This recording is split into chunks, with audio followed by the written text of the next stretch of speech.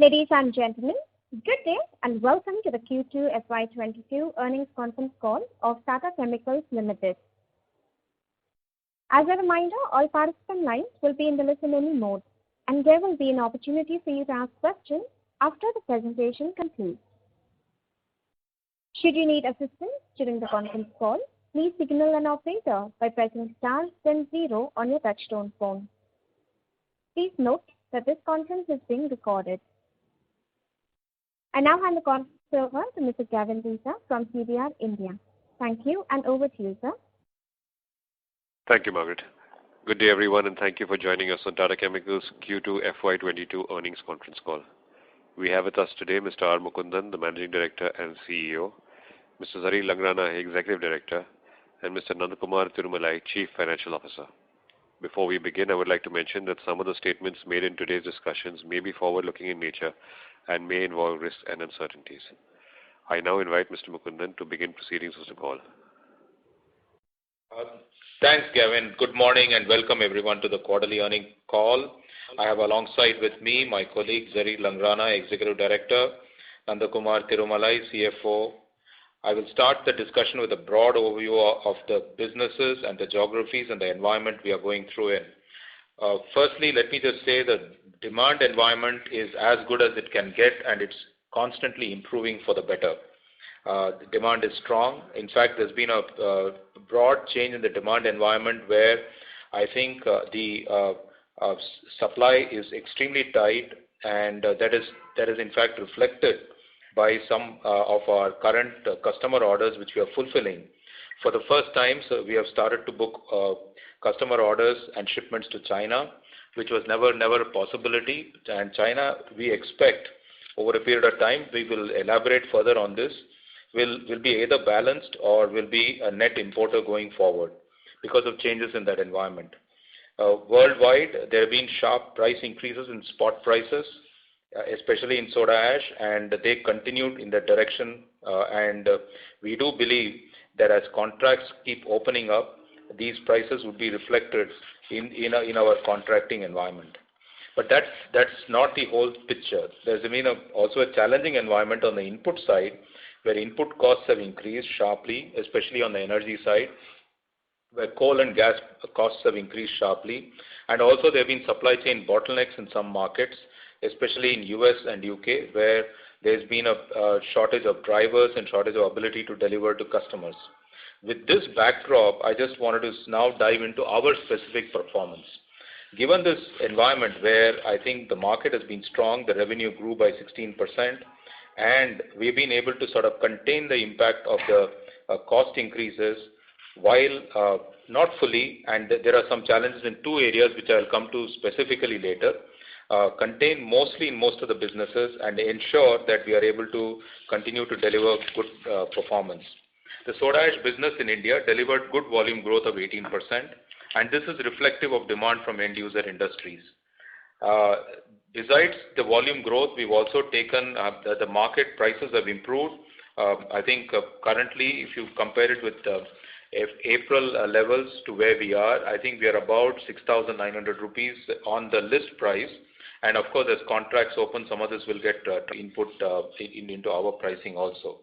But there has been an impact on the input cost. Commodity prices, both domestic and globally, have seen a sharp run-up in coal, natural gas, and carbon.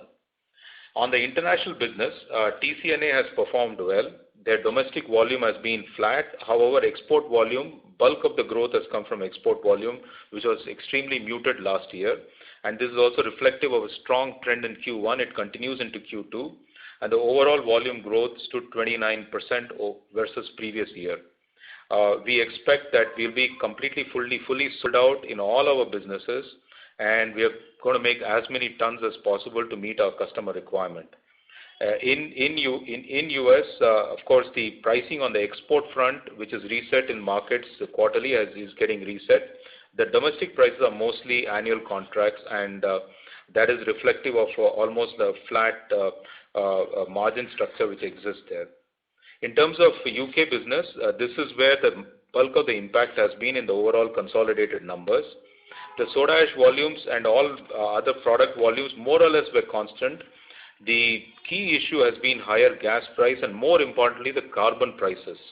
The UK ETS scheme, the carbon prices surged from 25 to 30 pound range to almost 75 pounds by September 21, and this suppressed the margin in this business by almost 30 pounds per ton in soda ash business, which has led to a sharp compression in the margin.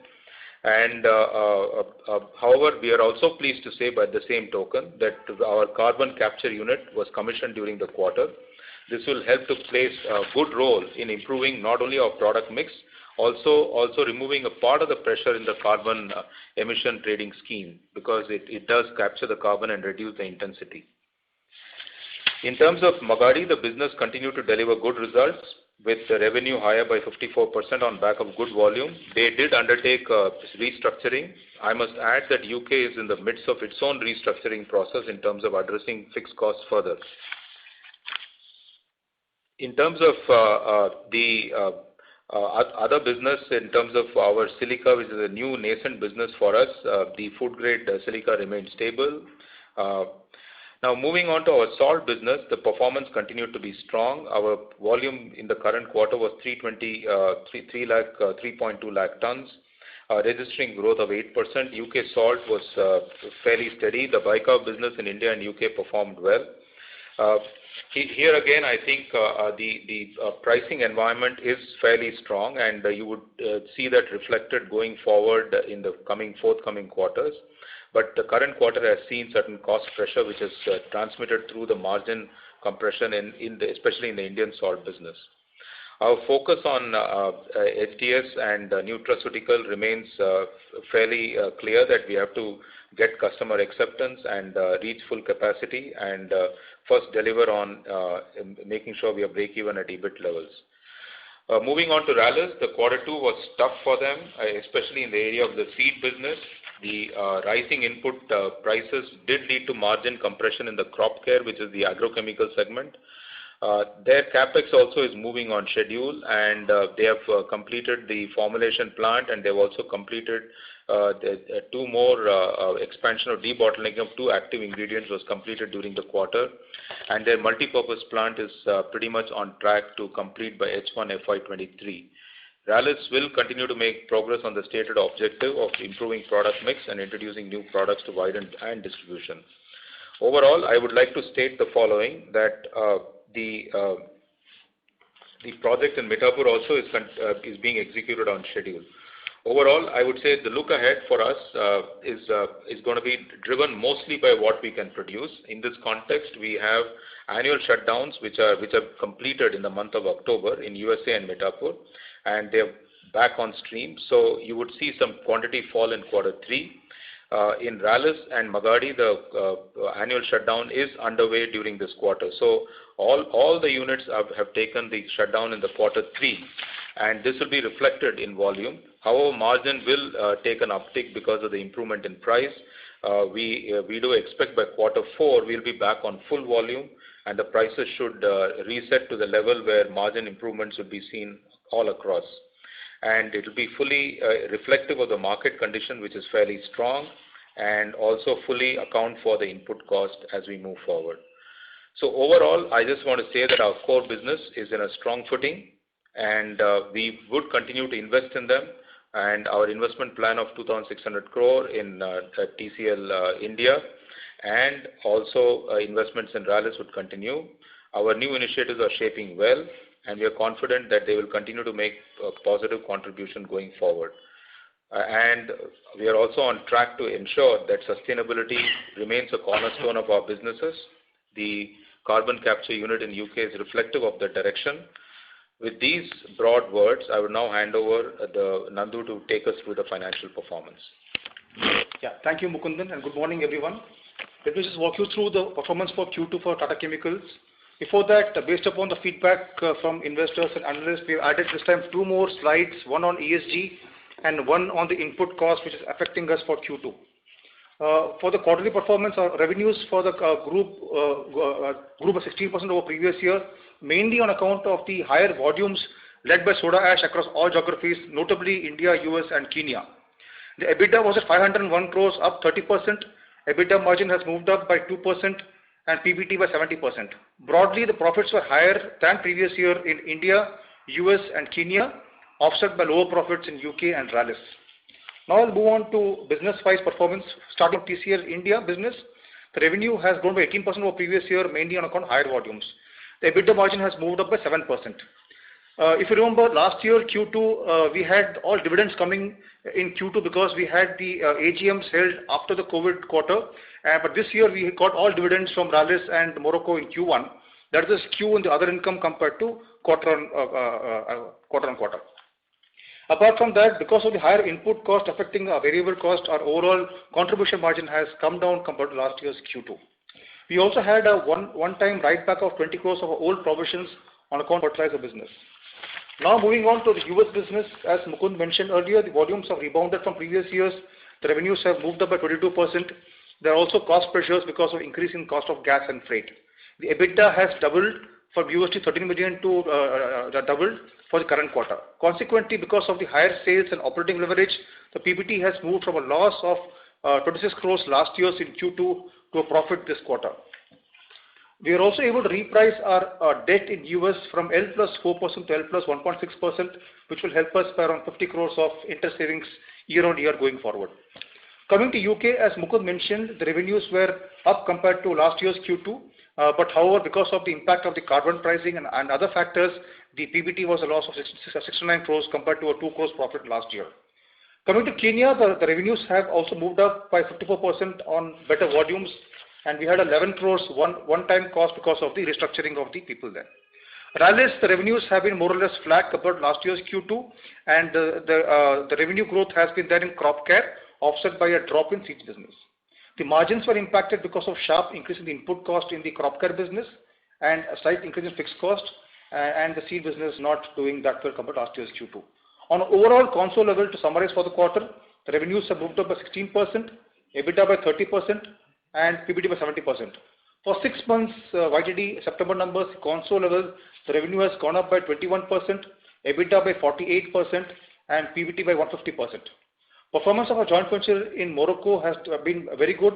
They have given us good performance in both Q1 and Q2, and we got good dividends from them this year. The net debt is small increase compared to last year's numbers, mainly because of the rupee impact and because of certain short-term borrowings taken in Singapore for their operations there. With that, I conclude my remarks and I move it back to Gavin for opening up the Q&A. Thank you very much. We will now begin the question and answer session.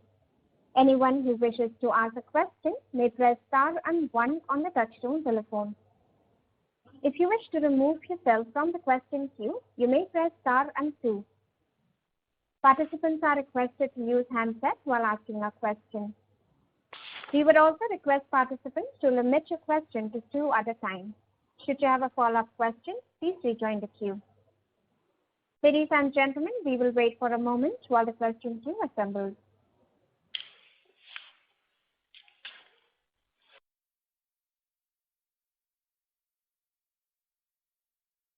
The first question is from the line of Abhijit Akella from IIFL Securities. Please go ahead. Yeah, good morning and thank you so much. The first question is on the India margin front. So we've seen basic chemistry products margins, EBIT margins coming down to below 25% this quarter compared to 30% in the June quarter, 1 quarter ago. So I understand this is largely driven by the input cost inflation, but if you could please comment on, do we start to see benefits from higher realization starting the December quarter? I believe we've taken a sequence of some 4 or 5 price increases since June this year. So do we start to see benefits of that, and will that help restore the margins back to the levels of 1Q? That was one. And a related question is just on the hedging strategy versus the gas cost and any other input costs. If you could please just apprise us on where we stand and how much we'll be able to withstand this inflation in input costs. So firstly, Abhijit, I think what I want to say is that we have a mix of what we call as a hedging as well as purchasing and just inventory stocking approach to manage the risk, and it is fairly dynamic as we speak. So I think we will continue to maintain that. So we are fairly comfortable with our position as we speak. And we are also comfortable with the fact that if you look at UK, where bulk of the gas is bought out, and also in US, we have been in discussion with customers, and we have been able to sort of more or less work with customers in terms of passing on many of these increases back to customers. In UK, especially the carbon cost, we've been able to engage with them and make sure that they are aligned to the shift in the marketplace, and we are fully covered on that. So you would see this changing, I think, as far as international business is concerned, from Q4 of which is the March quarter. You will see this switch happening, and you will see it fully come in. Part of it will come in the quarter 3, but not most of it. Similar would be in India. In India, the contracts are every quarter. Some customers are actually annual contracts, but that is a minor number. So you would see every quarter the reset happening in India. In India, actually, the margin compression has happened because of a couple of one-offs which were there during the quarter. There was some provisioning which we had to make because of certain past period issues of about 6 crore, which is an element. And secondly, I think in terms of, as I mentioned, there is also a pricing adjustment which we do with our customers, especially both on salt and soda ash. I would not put this entirely on soda ash, which I think will probably come through in the quarter 3. So we do expect that quarter 3, the margin structure would come back. But you have to balance that, as I said, with the shutdown which will happen during the quarter. So there would be volume dip both in India and US, because both of them have taken the annual shutdown in October. But in terms of the margin price question, I think that would be back to normal levels. And in fact, by Q4, we expect them to be even better than where we are today. Yeah. Got it, sir. Thank you. Just, on that front, just one additional clarification. If you could guide us to how many days of shutdown, and therefore what, kind of impact on production we should expect to see in 3Q, that would be really helpful. And the other question I just had was with regard to the, Tata Group's announcement regarding the electric vehicle plans. Tata Motors has recently made announcements. In that context, if you would like to offer any comments regarding Tata Chemicals' plans on that front. Thank you so much. So in terms of shutdown, I think rather than go unit by unit, I would just say if you take a broad number of about a week, I think that should broadly cover it. And in some units, it may extend up to 10, nothing more than that. Yeah. Yeah. The second element was on the energy business. I think if there's anything substantial, we'll come back to you. That's where we are. Thank you so much. I wish you all the best. Thank you. The next question is from the Resham Jain from DSP Investment Managers. Please go ahead. Yeah, thank you, sir. So I have just a couple of questions. First is on India business. In last 6 months, what is the net increase in the cost, and what is the net increase in the realization? If you can just broadly give a sense on that.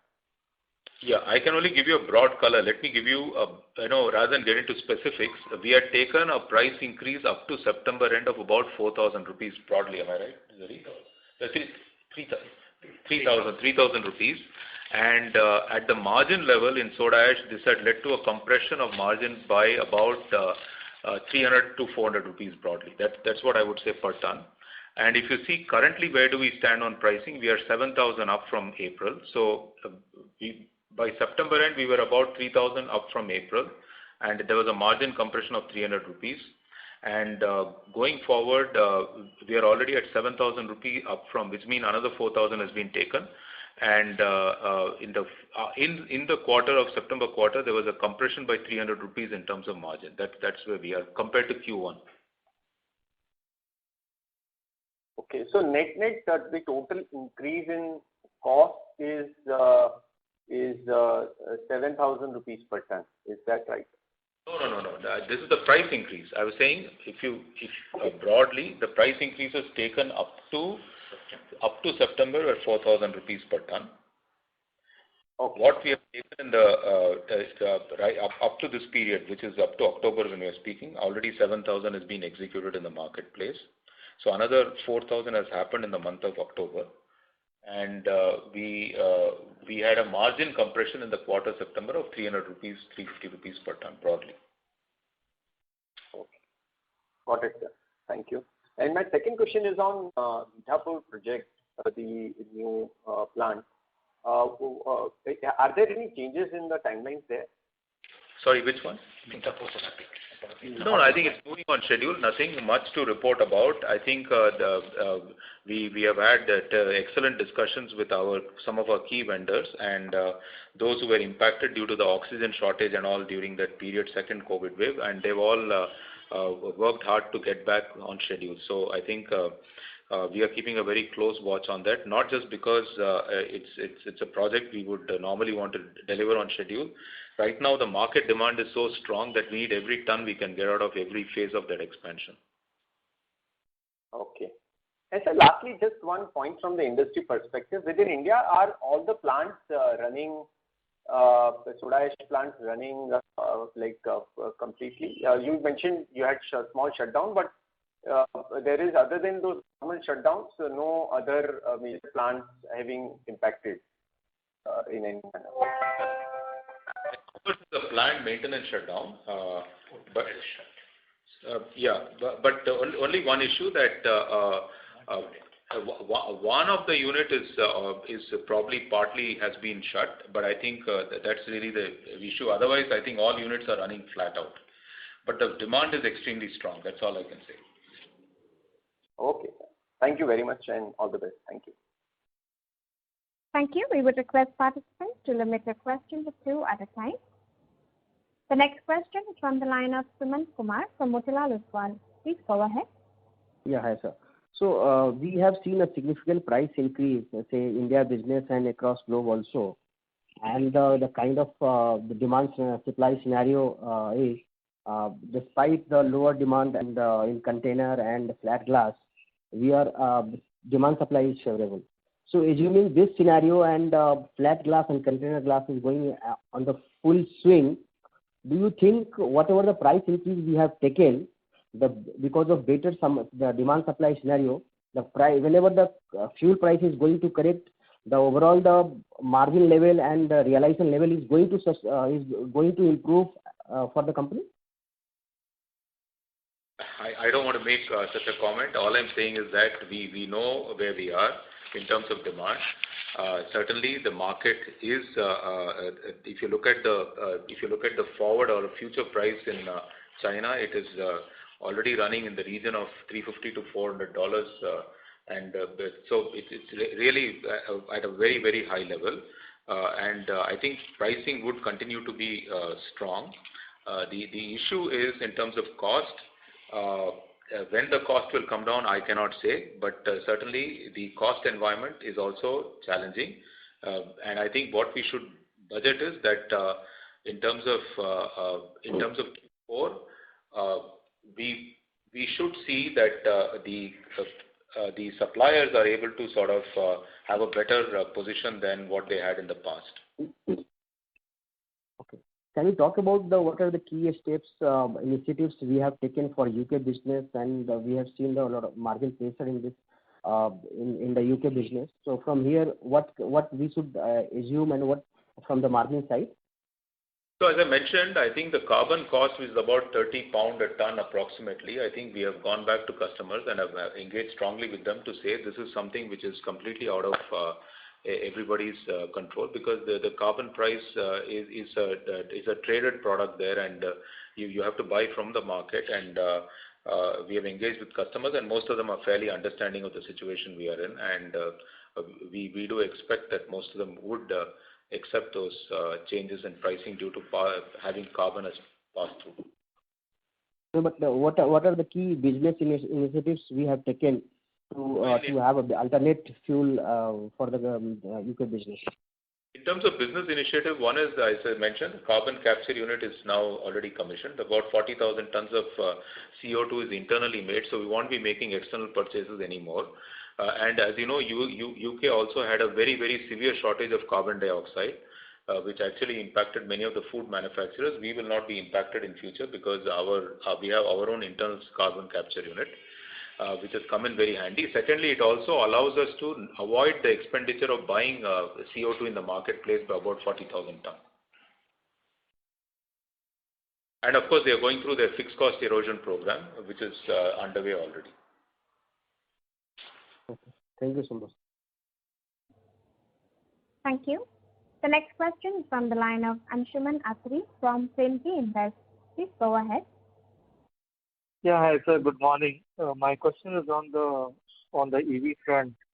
So, how will be addressing the technology aspect? Whether will it be in-house, will do JVs, and when can we expect major plans on the EV front? Given that Tata Motors has highlighted in every call or slides about Tata Chemical being one of their partners. I think there's nothing specific to report. I think if we have, we will come and report. Yeah. Yeah. So, I mean, what are the plans here in terms, like, do we have the technology know-how, or like how are we going to approach the business? Specific. I think we will clarify as and when we need something substantive happens. Okay. And on the soda ash, the contracts which we have quarterly, annual, by next quarter, Q3 and Q4, will we be passing on all the increases, or it will take some more time? No, I think you should de-link the two. We are not into, cost side we will manage ourselves. The pricing side is we will also ensure that the pricing side we are pricing the product depending on the market condition. So clearly, as I said, the cost side we will continue to manage our input costs, but the market conditions are fairly strong in terms of the output and selling. So I think I would like to sort of say that in this sort of condition, our effort will be to maximize whatever we can do to ensure that the pricing remains appropriate and the pricing remains fully justified on the basis of demand-supply situation, and we will manage the input costs. I don't want to link the two. All I can say is that we will, as we go forward, more or less fully cover the cost improve. But I think I don't want to say how much additional we'll get, but certainly we don't want to link the two. Okay. And so, I mean, on the soda ash side, there were reports of potential US business sale. So, are we fully committed into the soda ash business, or we are looking at new chemistry?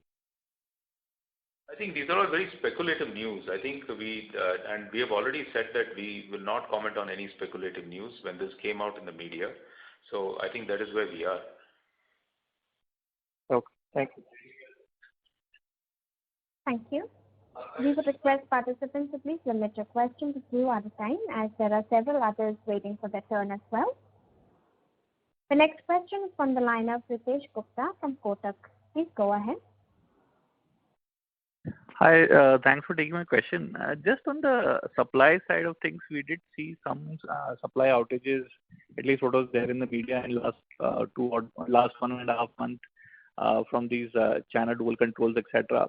So if you could confirm, or could you give us a sense that how much of capacity has gone away, and what is the current status, given that some part of those some part of that we get relaxed on gradually given the tightness in various commodities. So if you could just comment on the China demand situation as well as supply situation, if you could. And secondly, on the US side, the exports have risen. I mean, could you just also give us a sense in terms of how much of the demand is lithium driven, and what contribution of demand comes from lithium side of things? I think as far as the lithium is growing pretty close to double digit, and will continue to be supplied. I think at the low end it probably is at about 7.5%. At the high end it probably is around 10 or 11% growth, which we will continue to see spread over many years. As far as our assessment of FY22 is concerned, the world is short by about 2 million tons broadly today. So that's where we are. So I don't want to get into specific shutdown or opening, but if the demand environment continues where it is, at the low point, it probably short by about 2 million tons. But you don't see any significant supplies coming in apart from whatever debottlenecking and small marginal expansions here and there. Barring India, you don't see any new kind of greenfields getting announced as well across the globe. Yeah, so I think the way to think about this is even if a greenfield gets announced and let's say 1 million ton is announced, it's going to take 36 months to come. And with the current growth rate we are seeing in the market, the world will need at least somewhere around 1.5 million tons, or at the low end 1 million ton, at the high end about 2.5 million ton every year additional quantity. So I think this tightness is there, and I think that's a fact. Sure. Thanks so much. Thank you. Thank you. The next question is from the line of Gopal Agarwal from HDFC Mutual Fund. Please go ahead. Yeah, good morning, sir. Just wanted to understand the cost increase in prices. So if we look at in the quarterly result, we have seen fuel prices are increased by roughly 90 crores, while the top line is increased by 50 crores. So I just wanted to understand, how much of the quantity is contracted, and as you said, till September we have taken 3,000 rupees price increase, while cost pressure is only 300 to 400 rupees per ton. So can you be specific to highlight, how much is the contracted and will it, recover back as the time passes? So just wanted to understand more clarity on this. Yeah, so I think for calculation purpose, I think I would say in India it's about 15% to 20% would be annual contract. Rest of them are all quarterly reset. Okay, thank you. Thank you. The next question is from the line of Sarvesh Gupta from Maximal Capital. Please go ahead. Good morning, sir, and thanks a lot for taking my question. Sir, just a bit confused about the pricing and the cost pressures that we have seen. So while price increased a lot in H1, but costs also seem to have caught up. So is price increase majorly taken place as a part of pass-through, or going forward do we see them independent of each other's because price being majorly determined by demand and supply of the end product rather than the raw material price of manufacturing the same? Yeah, so I think in terms of broadly, I would say that the cost increase would be close to as we exited September, we had close to about 1,500 rupees per ton cost increase broadly, and the effective price change once you factor that in and effective realization when you factor that in, it ended up with 300 rupees of drop in contribution per ton. So really, if you say your entire price increase of by the time the September quarter price increases were affected, they were towards the end of the quarter, so we didn't fully come in. And we do expect that going into the December quarter, this increase in impact would be almost of the same order again, because the coal prices have been steadily increasing every month. So I think if you ask, is there any correlation between our cost increase and market price? I think price is driven by demand and supply. Cost increase is driven majorly by the increase in coal cost as energy cost, and fundamentally that's the biggest driver in the whole equation. Understood. So there might be a situation where these two get somewhat independent of each other, and the pricing environment sustains. Independent. They look to be running together in quarter two, but I think they should run independently going forward. Understood, sir. Thank you, and all the best for the coming quarters. Thank you. The next question is from the line of S. Ramesh from Nirmal Bang. Please go ahead. Good morning, and thank you very much. So the first thought is, if you are looking at your price increase for the third quarter, is it going to be margin neutral based on the current trend in your operating costs?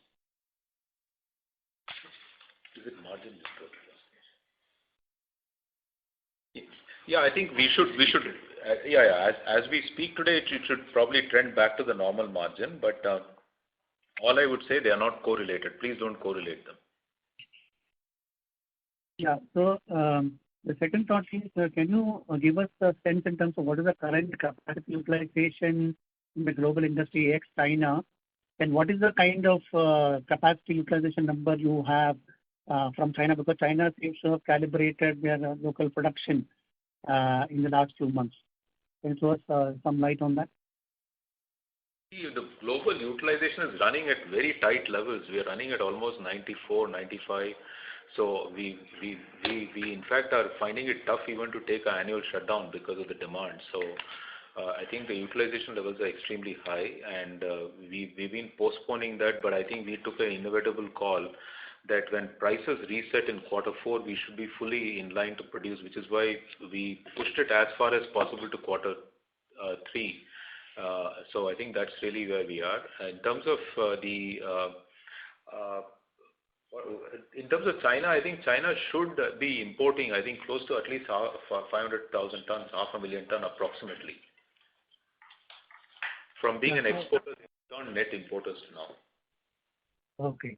So this, when you talk about is 94% capacity utilization, what are the base operable capacity you have? Because the number I have seen in consultant reports of the order of 73 million tons of capacity. So is that figure close to what is operable today?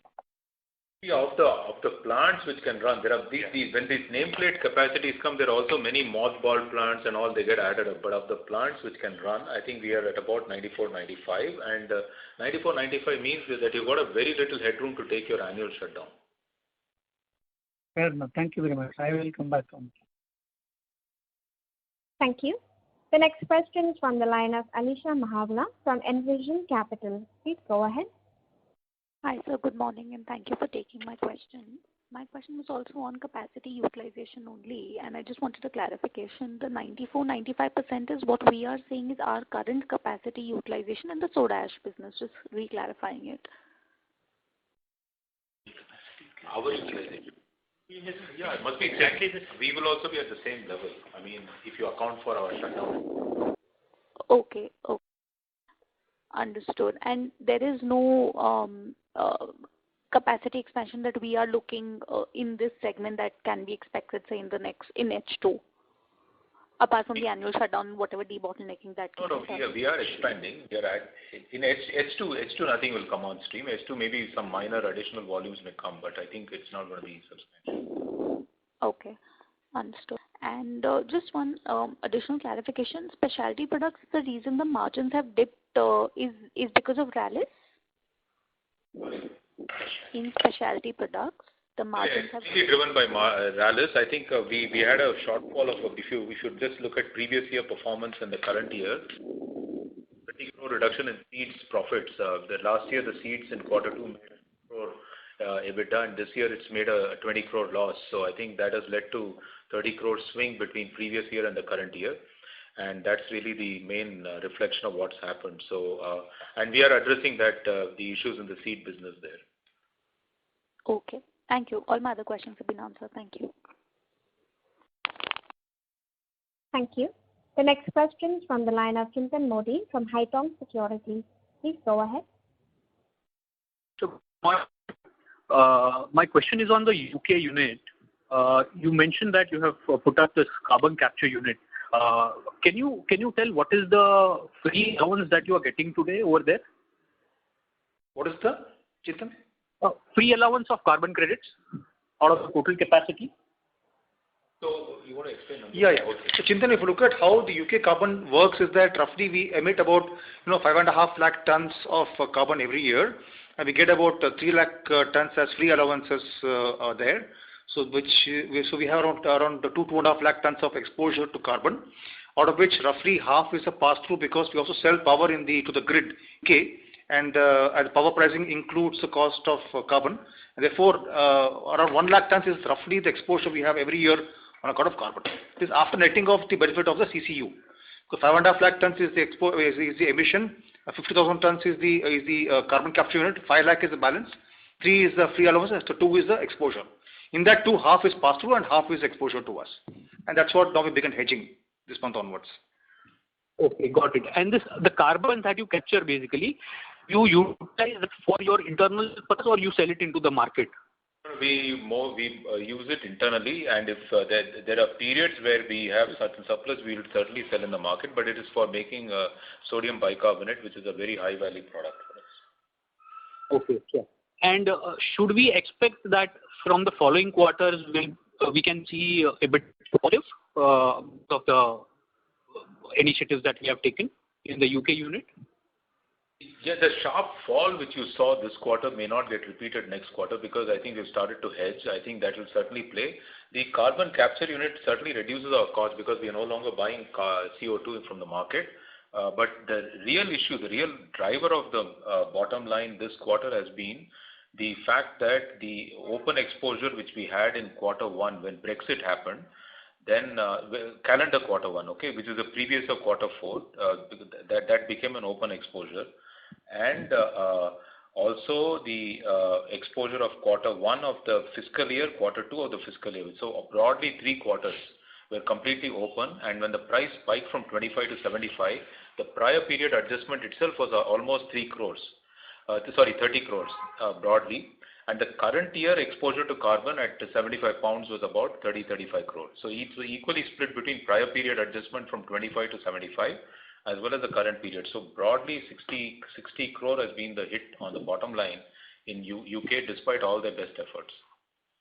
Okay, sure. And just one last question. Sir, since you are the parent company of Rallis, if you look at the seeds business of Rallis, last 2 quarters we have seen an influx of illegal products. Now, my question is that considering the efforts that we put in terms of R&D and everything as an organized player, and there is a very easily some illegal products come into the market, and there is an acceptance by the farmers also. So just wanted to understand like any strategic decisions that we are taking with respect to seeds business, because it seems like it's a difficult business to be in. So I think, Chintan, I think the good point. I think we are working very hard to look at our portfolio fully, and we are also making sure that we can at least make sure that we are in the products which are difficult to come under pressure from illegal products. So you will see some change in the approach we have in that business. You're absolutely right. This shift in the marketplace has hit us very hard this year, and we have learned a lot out of that, and we are going back to the drawing board. And which is why I said we will make sure that business is brought back to at least a steady keel and not get into the kind of situation which we found ourselves to move from 10 crore profit into 20 crore loss. Thank you. I would request Mr. Modi to rejoin the queue for follow-up questions. The next question is from the line of Dhavan Shah from ICICI Securities. Please go ahead. Yeah, thanks for the opportunity. So most of my questions have been answered. I have one question on the US and UK pricing revision. So I think 80% of our contracts from these 2 geographies are on annual basis, and the revision would happen from the next calendar year.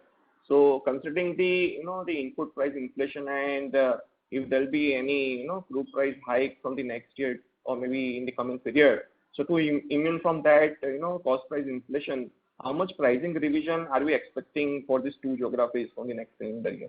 If you can share in terms of maybe relative terms or the absolute terms. Broadly, I think we are more or less going to be covered on the input side. That's not going to be an issue next year. I think we've been working with customers that even for quarter 3 we need some support, especially in UK because of the carbon issue. Most of the customers are understanding of the situation which the carbon market has created.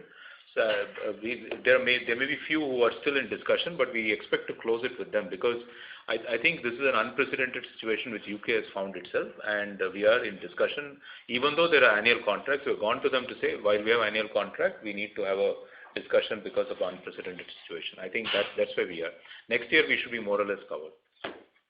And can we expect some more positive delta because the market would be more in terms of the demand favorable. So because China is also importing for the first time, so can we see some more positive delta in terms of the realization growth for these 2 geographies going ahead? Allow us in the month of Jan to come back to you because we would have concluded all the contracts by then. At least we would be, and we are also reworking some of the contracts to include carbon surcharge as energy surcharge all put in place, which was a learning we've had. Unfortunately, up till now, this spike in carbon had not happened, and it's an event which I think caught us on the wrong foot. We've corrected that, and in Jan we'll clarify to you exactly where we've landed with customers. But the discussions are all in very positive territory. Thank you. I would request Mr. Shah to rejoin the queue for follow-up questions. The next question is from the line of Saket Kapoor from Kapoor and Company. Please go ahead. Yeah, Dhanawad sir for the opportunity. Sir, firstly, if I could articulating what you said, from April 21 to October on event date, we have taken a price hike of 7,000 rupees per ton, sir? Yeah, 6,900 to be accurate. 6,900 to be accurate. And up to September, the hike was rupees 3,000. And 4,000 is the cheapest hike, if I may use the word, for the month of October itself. That's correct. That's correct. Okay, and for the inflationary part, sir, it is 400 rupees per ton. That is the total inflation cost, or how should that be aligned for the 7 months? Taking into account the coal and the salt prices? No, I think for the 6-month period, while we have taken 3,000, the net flow into our account, because it was taken a different period of time, what we could reflect was in the quarter 3, an improvement in the pricing of about 1,500, but that 1,500 resulted in a shortfall of about 300, which means our margin compressed by 300 rupees per ton. Sir, come again, sir. I just missed the last part. I said that if you take the full quarter period and you average because increases happened at different period of time, the September quarter, the improvement in pricing was 1,500 in net realization, net of all the other, transport, everything put together. But however, that did not cover the full cost increase. We were short by about 300 rupees per ton. Okay, and this hike in the month of October would be far higher than what the inflation. It is more about the demand led, or will it have its inflation component with it? The hike which you took for October. It is more supply demand led because we don't want to say that our price movements are just led by the cost. Cost is only one element, but also demand supply is another element. So this is more of a bottom line contribution. This hike will be the October month hike. The costs are also moving up in parallel. So I would not say entirely everything will come, and also all of them will happen at different time because each customer has a different reset during the quarter. So I think all we have indicated is that demand environment is positive. The cost environment is a challenge, and we are managing both together. And quarter 3, there are also all our units have gone through shutdown because we could not take them earlier in previous period because of very strong market condition. And we want to enter the new contract period with full capacity available for us to serve the customers. Thank you. I would request Mr. Kapoor to rejoin the queue. The next question is from the line of Rohit Nagraj from MC Global. Please go ahead. Thanks for the opportunity. So the first question is in terms of the demand situation. So if you could just elaborate in terms of individual geographies, what are the driving factors because of which the demand has suddenly gone up? Supplies you have, and which was mentioned that there have been issues, but which and all are the demand-led factors across different geographies? Thank you.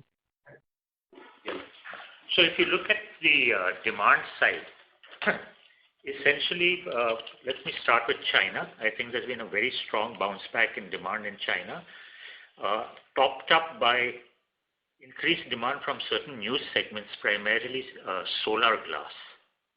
And I think that's been driving demand in China. Southeast Asia demand is back, and it's in the traditional segments of flat glass and detergents. Container glass in Southeast Asia is still a little subdued because of the tourism industry not fully coming back. We believe there could be headroom for demand growth there once some of those typically conventional tourist economies open up. In North America, we've seen strong housing starts. Consumer demand is back. Flat glass demand is back totally. In India, of course, all of the sectors are running at full capacity. Flat container detergent saw a little bit of a dip for about a month or two, which it sees every year in terms of monsoons, but that is back again. And of course, in Europe, all of the flat glass demand and container glass demand, some of which had been shuttered during the first and the second wave, have all reopened again. So we are seeing demand back to a little higher actually than pre-COVID levels, and moving into 2022, we'll probably see demand growth globally at a slightly elevated level compared to what we've seen traditionally in terms of CAGR. Right. That's very helpful, sir. Thank you. So the second question is, we generally see some of the other restructuring cost in some of the geographies coming in a particular quarter. So any more such one-time cost which may arise for any of the geographies in future quarters, or we are more or less taken care of for most of the restructuring costs? Thank you. I think restructuring in Kenya is done. I think as far as UK is concerned, I think they are managing it, and they will take the appropriate action. But we don't expect a big, heavy one-time cost structure. Sure. Thank you so much, and best of luck, sir. Thank you. The next question is from the line of Ritesh Gandhi from Discovery Capital. Please go ahead. Hi, sir. Just to clarify, so I think what we are saying is that in Q2, the average increase in realization blended, although we took a 1,500 rupee, a 3,000 rupee price hike, the blended higher realization is about 1,500 rupees, and the cost has gone up by about 1,800 rupees a ton. So therefore, effectively, there is a 300 rupee shortfall. Now we've taken an incremental 4,000 rupee hike. So effectively, the net is a 7,000 rupee hike, but the impact of the 4,000 will be even slightly higher because only 1,500 of that is reflected in Q2. So just wanted to understand in terms of Q3, what is the expected hike expected over Q2 on a blended average basis, and how much is the inflation expected on a per ton basis?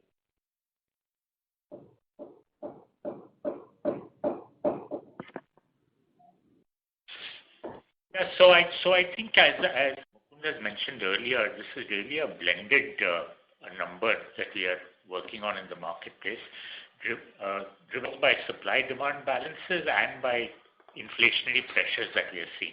And as we move into the next quarter and more so in Q4, which is calendar year Q1, you'll see all of this kind of flowing through. So I would understand that demand is effectively speaking driven by the demand supply in soda ash, which is extremely tight given high demand and a low supply, and your cost is driven by near-term implications around commodities, around coal, etc., which we expect to normalize. So I understand that while pricing will actually remain the same, potentially increase, hopefully in Q4 as the commodities ease off, we'd expect a reasonable amount of enhancement in the profitability. But just wanted to understand in terms of Q3, where do we expect to be in terms of EBITDA per ton compared to, let's say, Q2? I won't make a specific comment. All I would say is that I think we would not want to link the improved changes in the market price to cost increase alone.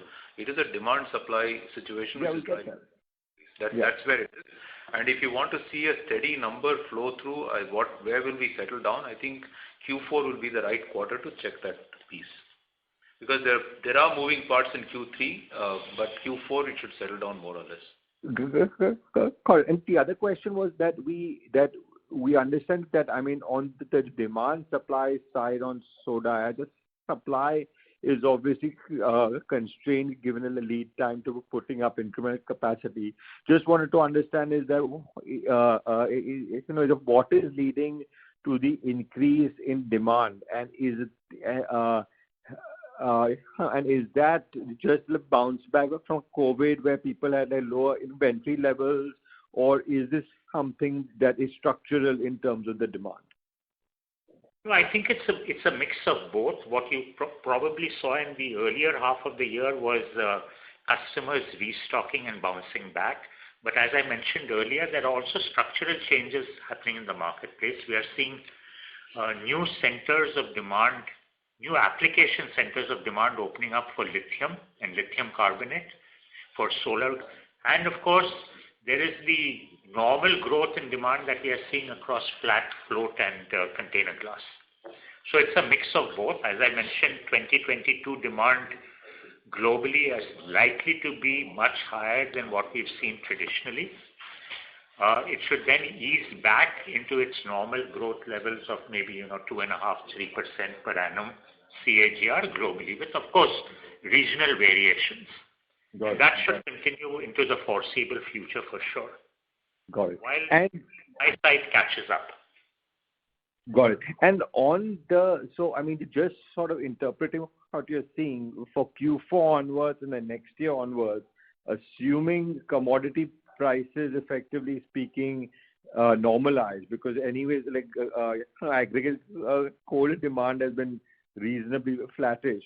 You'd expect, numbers which are materially higher effectively than where we've historically ever been.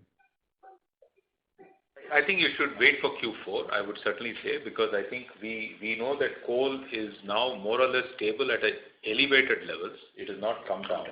And natural gas, again, for example, in UK, is holding at elevated level. It has not come down.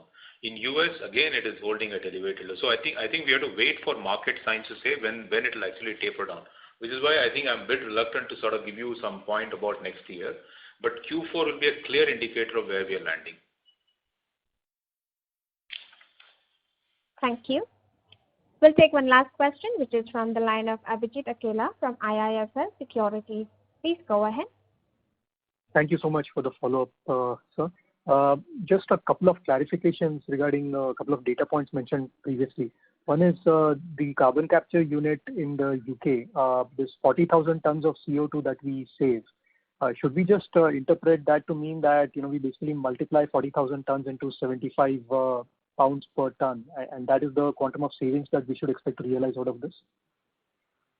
That could be one method. I think the way Nandu has explained, I think is the right approach, which is to say that our overall number net of that carbon capture is about basically we and the free allowance put together, 3 lakh free allowance. We have a net number of 2 lakh tons of carbon which we have to buy in the market, of which I think 1 lakh ton is a pass-through and 1 lakh is the net amount for which we need to hedge and we need to buy in the market. Understood. And the other one was on the USA interest cost renegotiation. So if I heard you correctly, it's going to lead to a saving in finance cost of about 50 crores a year. Is that the right number? Yes, on this loan, yes, Abhijit. It was a $275 million loan, and L plus 4 was the earlier pricing. Now it's L plus 1.6%. So 2.5% savings per annum on 275 million is around 50 crores per year. And that will begin from the December quarter, is it? Or?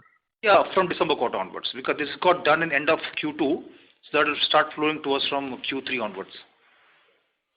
Perfect. Great. Thank you so much and wish you all the best. Thank you, Abhijit. Thank you. Ladies and gentlemen, that was the last question for today. I now hand the conference over to the management for closing comments.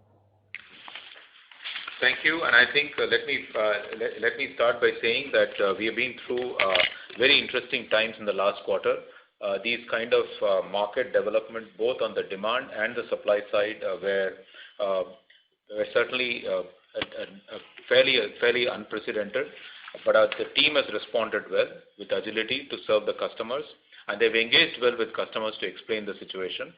And we do expect that, I think, in terms of the short term, we will be able to continue to deliver to the best expectation of all shareholders. In the long term, our story still remains the same. Our growth expansion in Mithapur continues on stream. and both in soda ash and in salt. I think the market demand, market opportunity is fairly strong. Our approach to making sure that we get our two new businesses at least to EBITDA positive, I think is still our first step, and we are well on our way. And in Rallis, we have an additional task now of fixing the seed business, which we will continue to focus on and deliver. In terms of overall, I think the teams are enthused with the positive turn of event and with the slight reduction in the waning of COVID. I think our teams are fully energized to deliver in the marketplace. I would like to end this call by wishing all of you a very happy Diwali and see you all in month of Jan when we will come with a fresh update on where we stand. Thank you. Thank you. On behalf of Tata Chemicals, that concludes this conference. Thank you for joining us, and you may now disconnect your lines.